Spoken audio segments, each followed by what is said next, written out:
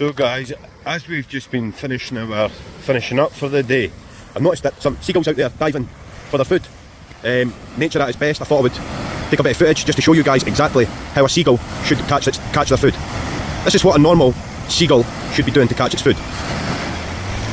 So you get them, see that's them. So what they do is they fly up to a high altitude.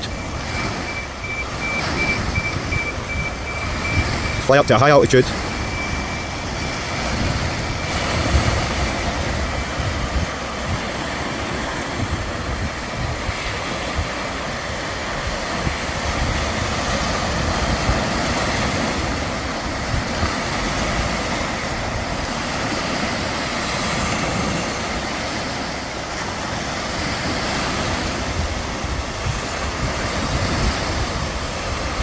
And then they just drop.